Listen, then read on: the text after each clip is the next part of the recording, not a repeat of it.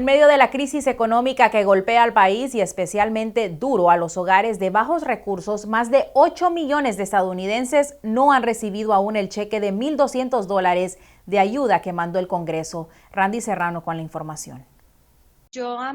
Jessica César esperó ansiosa los $1,200 que entregó el gobierno federal para ayudar a las personas durante la pandemia que aún azota el país. Yo estaba a la espera de eso. Y como no me llegaba, me demoró un montón en llegarme, sí me afectó bastante porque obviamente estaba contando con esa plata.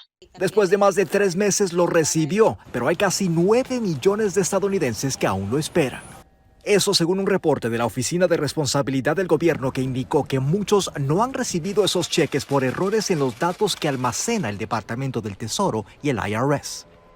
En un comunicado que esa agencia emitió, indicó que ha hecho un amplio esfuerzo en sus comunicaciones y alcance para llegar a las personas elegibles para ese pago. Y el reporte no paró ahí. La Oficina de Responsabilidad además calificó de inconsistentes las recomendaciones que hizo el gobierno para la reapertura de las escuelas en medio de la pandemia. Pidió guías nuevas que sean convincentes, claras e internamente consistentes. Algo que también piden educadores como Daniela Anelo. Dieron algunas sugerencias al comienzo y luego se vino a saber que esas sugerencias no eran lo correcto y después dieron otras sugerencias y también es como que las sugerencias van cambiando.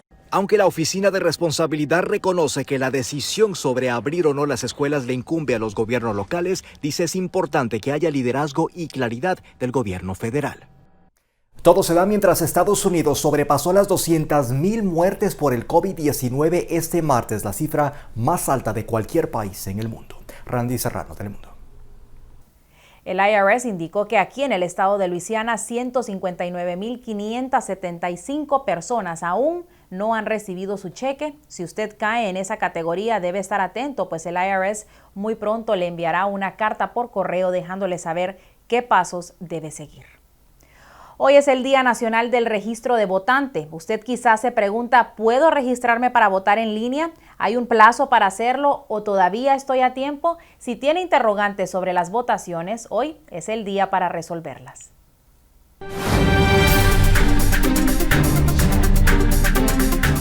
Millones de latinos pueden votar en los comicios presidenciales del 2020. Hay cerca de 32 millones de personas de origen latinoamericano, tanto los nacidos acá como los que nos hemos naturalizado como ciudadanos, que si no nos registramos para poder votar, si no nos empadronamos, no vamos a poder ejercer ese derecho. Eso hace de los hispanos el grupo étnico minoritario más grande en estas elecciones, según un análisis del Centro Pew. Pero ese grupo investigativo también revela un número que le quita el sueño a los activistas. Pew asegura que la cifra de hispanos elegibles para votar que no han participado en elecciones presidenciales ha sido mayor al número que sí salió a votar desde el año 1996. Si no nos gusta la política que está pasando y nos quejamos porque nos hace falta atención, nos hace falta respeto, queremos parar la discriminación, tenemos que votar. Muchos quizás piensan que es difícil registrarse para votar, pero no lo es. Registrarse, empadronarse, como diríamos en lenguaje latinoamericano, no es realmente nada complicado, es muy rápido, muy fácil. Lo que sí insistiría de recordar es que cada estado es diferente. Vámonos a México. El gobierno de ese país asegura que por lo menos 6 mexicanas pudieron haber sufrido esterilización forzada en Estados Unidos, por lo que está llevando a cabo una investigación y de confirmarse tomarán las medidas diplomáticas correspondientes, mientras ONGs y migrantes se unen al rechazo a estas prácticas. Jacibe Pérez tiene todos los detalles. Desde luego, es algo inaceptable que junto a su más enérgico rechazo, el representante de México confirmó que mantienen activa una alerta consular para identificar a mujeres migrantes que podrían haber sufrido de esterilización forzada en Estados Unidos. Y eso tiene que esclarecerse. En su caso, si se confirma, es un asunto mayúsculo. Y no solo sancionarse, sino tomarse otras medidas. Marcelo Ebrard indicó que hasta ahora tienen comunicación con 6 posibles afectadas, pero no descartan que el número sea mucho mayor. Por ello, realizan una amplia investigación. El canciller mexicano confió en que este día terminarán de entrevistar a las mujeres que pudieron haber sido víctimas de este delito y aseguró que después darán a conocer sus conclusiones.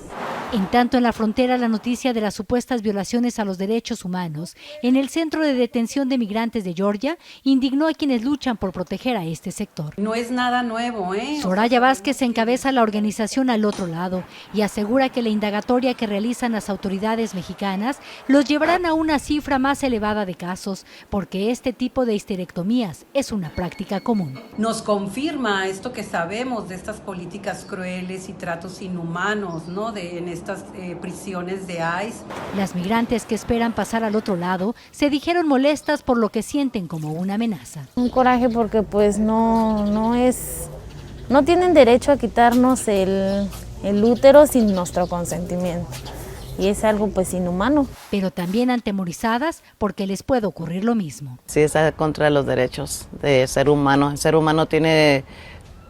Nosotros decidimos sobre nuestros cuerpos. Los legisladores de este país solicitaron al gobierno asumir la defensa de quienes fueron perjudicadas en este caso y exigir al vecino país del norte que aclare esta situación. En México, Jacibe Pérez, Telemundo. En Honduras, unos 145 médicos contratados durante la pandemia se han quedado sin empleo, más de lo que ocurre en Centro y Suramérica a continuación.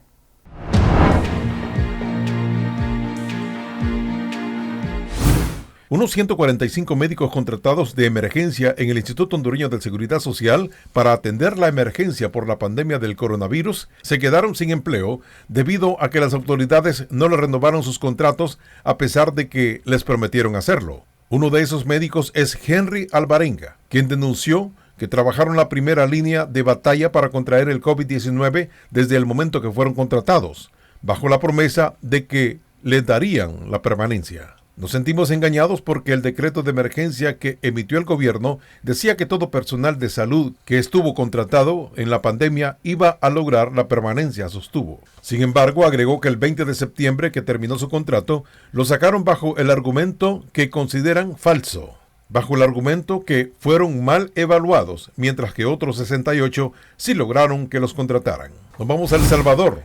El Ministerio de Defensa de ese país negó ayer lunes a la justicia el acceso a sus instalaciones para buscar el archivo militar de posibles evidencias que ayuden a esclarecer la masacre del Mozote.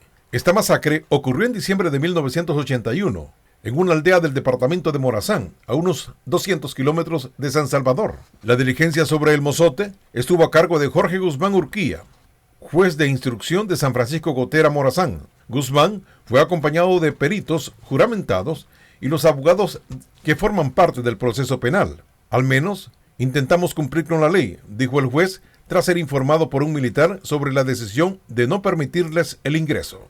El presidente Nayib Bukele tampoco emitió su opinión ayer lunes ni explicó la razón que pudieron haber tenido los militares para no colaborar con la justicia. En noviembre del 2019, Bukele dijo en conferencia de prensa que abrirá los archivos militares.